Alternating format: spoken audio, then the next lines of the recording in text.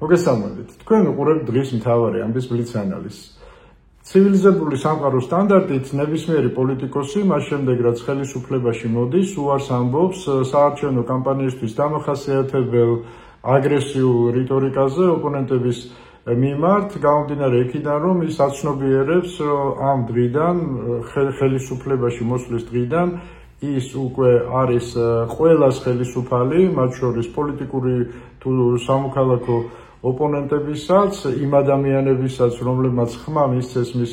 მოწინააღმდეგეს და შესაბამისად მისი ერთ-ერთი მთავარი ამოცანა ხდება, თავი რო გავანებოთ საწინააღმდეგო აზრის, კრიტიკის მიმართ ტოლერანტულ დამოკიდებულებას, საზოგადოების გაერთიანების მცდელობა, კომპრომისების, მოლაპარაკებების გზით. ესე იქცევა ცივილიზებული ლიდერი.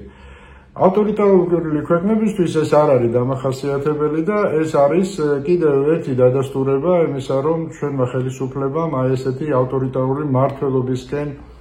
აიღო გეზი და ჩვენ ხედავთ, რომ მთელი მათი კამპანია არ მხოლოდ საარჩევნო, არამედ საერთოდ მმართველობის სტილი აგრესიაზე, ნეგატივზეა ძირითადად აგებული და არანაირ კომპრომისებს არ უშვებს, მეცაც გეტყვით, კომპრომისი ჩვენ ხელისუფლებას, ისევე როგორც ნებისმიერ ავტორიტარულ რეჟიმს, სისუსტის გამოვლინებად მიაჩნია, მაშინ, როდესაც ცივილიზებული სამყარო პირიქით, ამას ძალის დემონსტრირებად აღიქვავს და შესაბამისად კიდევ უფრო აგრესიული ხდება იმის კვალდაკვალ, თუ რამდენად მასშტაბური ხდება პროტესტი. ჩვენ სამწუხაროდ აი ამ პერმანენტული დაპირისპირების, პერმანენტული ესკალაციის რეჟიმში ვცხოვრობთ და ხელისუფლება კარგად არის ადაპტირებული ამ სიტუაციაში, რაღაც ესე რომ ვთქვათ, გარკვეულ კომფორტსაც კი გრძნობს, შეიძლება ითქვას, მაგრამ ფორმები ხედავთ, რომ ყოველდღიურად სულ უფრო და უფრო მიუღებელი, მე ვიტყოდი შემაშფოთებელი ხდება და ესკალაციის ხარისხი არათუ იკლებს, არამედ ყოველდღიურად ჩვენ ვაკვირდებით აი ამ დაპირისპირების და ორივე მხრიდან მე ვიტყოდი აგრესიის ზრდას, ჩვენ უნდა გვესმოდეს ამასთანავე, რომ მიუხედავად პროტესტის რადიკალიზაციისა გარკვეულ შემთხვევებში, პასუხისმგებელი ძირითადად, თუნდაც ოპონენტების რადიკალობაზეც ხელისუფლებაა, გამომდინარე იქიდან, რომ ის არ ეძებს არასოდეს რაღაც კომპრომისს, დალაპარაკების რესურსი არანაირი არ აქვს და მხოლოდ ძალისმიერი მეთოდებით ცდილობს ეს ყველაფერი გადალახოს. ანუ ჩვენი ხელისუფლება ფაქტობრივად ამბობს, რომ ის არის მხოლოდ საკუთარი მომხრეების ხელისუფალი და ვინც მას არ ემხრობა, ყველას აცხადებს მტრად, ანუ ცდილობს, რომ დატოვოს სახელმწიფოებრივი ლეგალური სივრცის მიღმა, ანუ ფაქტობრივად კანონგარეშე აცხადებს ადამიანებს და ამ ადამიანების რაოდენობა,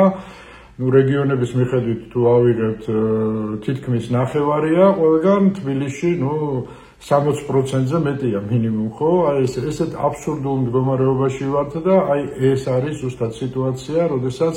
უმცირესობა, რომლის ხელშია მონოპოლიზებული რესურსები, ცდილობს, რომ იძალადოს ძალაუფლების წყაროზე, ანუ ადამიანებს. ფორმები აი ჩვენ ამ დღეებში ვიხილეთ, წარმოუდგენელი პირდაპირ გეტყვით, კი ბატონო, იქ შეიძლება ვთქვათ, რომ ერთი მხრიდანაც იყო შეიძლება გარკვეული კანონდარღვევები, მეორე მხრიდანაც იყო, მაგრამ ეს არ არის მთავარი, ესეთი ესკალაციის დროს ესეთი რაღაცეები ხდება, მთავარია თუ ჩვენ რა ვიხილეთ, აი წინა პლანზე, ფასადზე რა ვიხილეთ ქართული ოცნების მხრიდან. ჩვენ ვიხილეთ, ესე რომ ვთქვათ, ეს გადამწიფებული თინეიჯერი კომპლექსებით დატვირთული მამრები, 40+ შეიძლება ითქვას, რომლებიც ყოველად უწმაწურად, ყოველად ესე რომ ვთქვათ, აი ესეთი მიუღებლად ექცეოდნენ შვილისტოლა ბავშვებს, მათ შორის გოგონებსაც. ჩვენ ვნახეთ კალაძის განცხადებას, რომელიც უარყოფს, რომ თურმე ქალები საერთოდ არ ყოფილან, ეს რაღაც ახალი ჯიში ყოფილა, შვილისტოლა ბავშვებზე, გოგონებზე ამბობდა ამას, აი ეს იმდენად წარმოუდგენელი რაღაცაა, თავი გავანებოთ იმ ჟესტიკულაციაზე, იმ ესე რომ ვთქვათ უწმაწურ ჟესტიკულაციაზე ხო და კონკრეტებას არ დავიწყებ ეს კადრები ალბათ ყველამ ნახეთ, ანუ ფაქტობრივად ჩვენი ხელისუფლება ესეთი პოლიტიკური პედოფილივით იქცეოდა ამ დღეების განმავლობაში, რომელიც ძალადობდა ხშირ შემთხვევაში ბავშვებზე, გოგონებზე და ზუსტად ეს არის ახლა მხოლოდ პოლიტიკური პედოფილიის კი არა, ზოგიერთ შემთხვევაში მე მგონი პირდაპირ პედოფილიის კვალიფიკაციაც კი შეიძლება მიეცეს ფაქტებს, როდესაც არასრულწლოვან გოგონას და თუნდაც სრულწლოვანს, ხო, ხელით ეხება გადამწიფებული მამრი, ხო? აი წარმოუდგენელი რაღაცები ხდება და ეს ადამიანები იბრალებენ, რომ ისინი ან ტრადიციებს იცავენ, ან რაღაცის პატივისცემა აქვს, ამ მშვიდობისთვის იბრძვიან, აი წარმოუდგენელია პირდაპირ და არაფერი კარგით ბუნებრივია ეს არ დასრულდება. დღეს სულ ეს იყო, ამით გემშვიდობებით.